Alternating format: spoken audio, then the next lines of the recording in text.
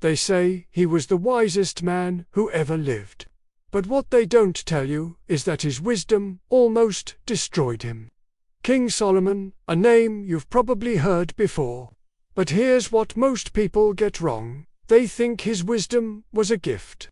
Something easy. Something that just came to him one day and stayed forever. It wasn't. The truth is darker than that, and what he learned about wisdom could change the way you see your own life right now. So about 3,000 years ago, there was a young man who became king. His father was David, a warrior, a legend. And when David died, Solomon inherited everything. An empire, an army, wealth beyond imagination, power that could crush entire nations. He was maybe 20 years old, and he had no idea what he was doing. Imagine that for a second. You're barely an adult, and suddenly you're responsible for millions of people. One wrong move, and kingdoms fall. One bad decision, and people die. The pressure alone would break most people. But Solomon did something different. Something that nobody expected. One night, he had a dream. In that dream, God appeared to him and said, "Ask for whatever you want. Anything." Now think about that. If you were given one wish, what would you ask for? Most people would go straight for money, power, fame, a long life, the ability to crush their enemies.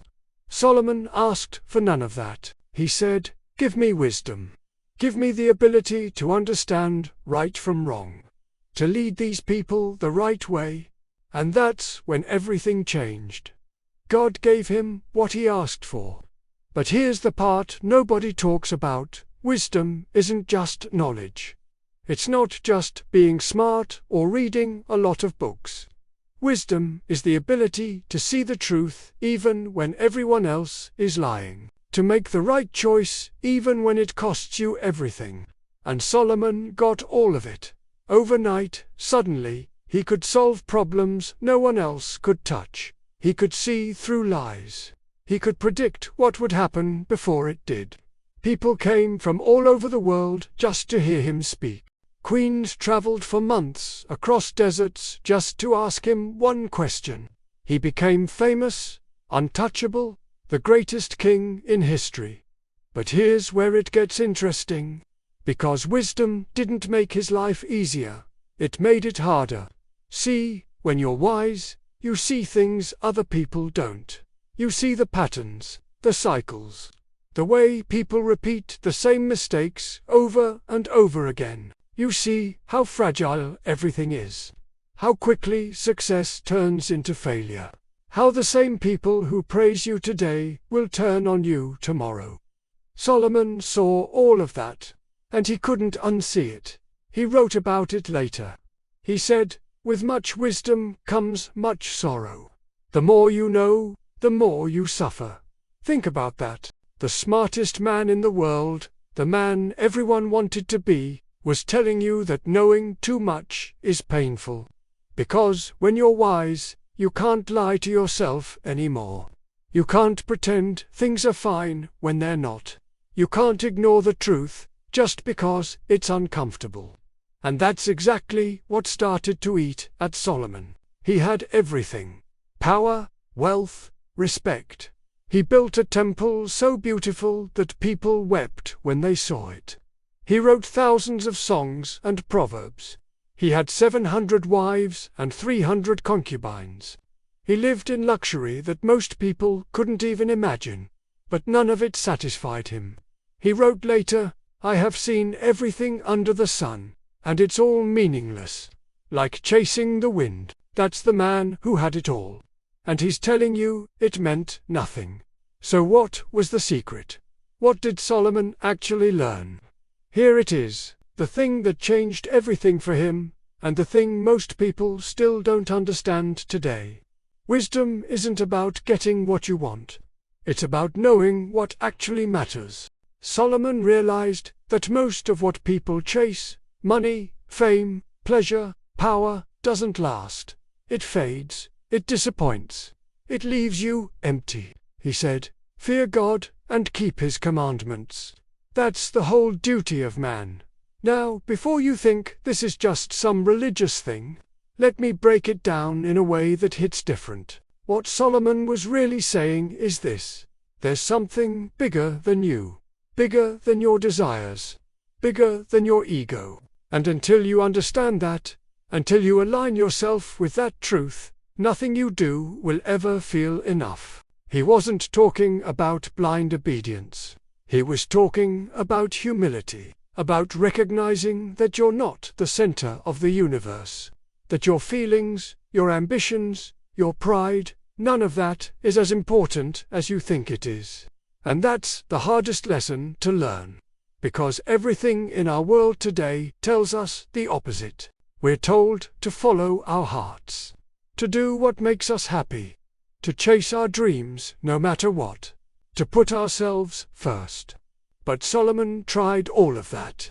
He had the resources to do literally whatever he wanted. And he came out the other side and said, "It's empty. It's meaningless."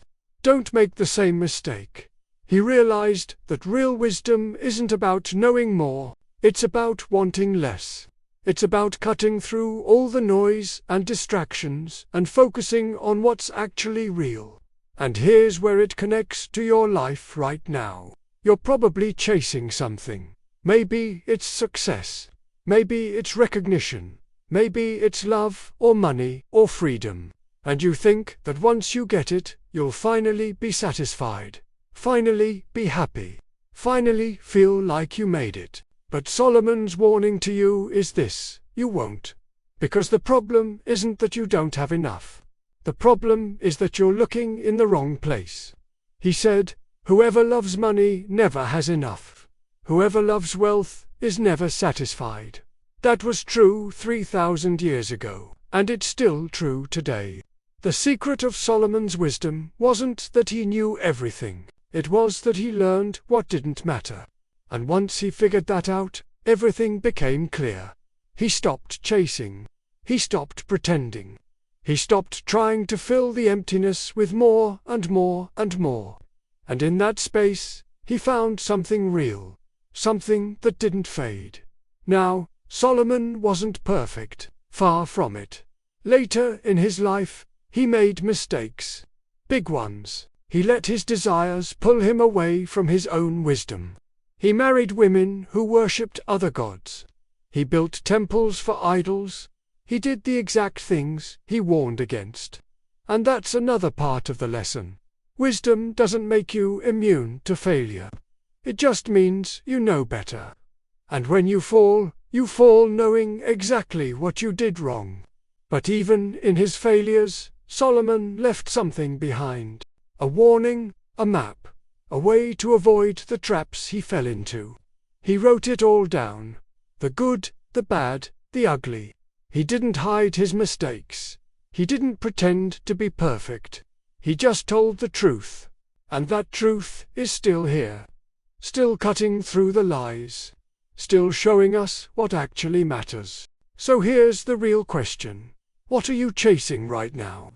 What are you convinced will finally make you happy? And more importantly, what would happen if you got it? Would it really change anything? Or would you just find something else to want? Solomon had the wisdom to see the answer before he even asked the question. And his answer was always the same. Stop chasing what fades. Start building what lasts. Because wisdom isn't about having all the answers. It's about asking the right questions. It's about looking at your life, your choices, your desires, and asking, does this actually matter? Or am I just distracting myself from what's real? That's what Solomon learned. That's what almost destroyed him. And that's what he left behind for you. The secret of his wisdom wasn't that he knew more than everyone else. It was that he learned to see through everything that didn't matter. And in doing that, he found what did. Most people never get there. They spend their whole lives chasing shadows, thinking the next thing will be different. The next achievement, the next relationship, the next promotion, But Solomon already told you how it ends. And if you're smart, you'll listen. Because the wisest man who ever lived looked at everything the world had to offer and said, "It's not enough." And if it wasn't enough for him, what makes you think it'll be enough for you? Subscribe if this hit different.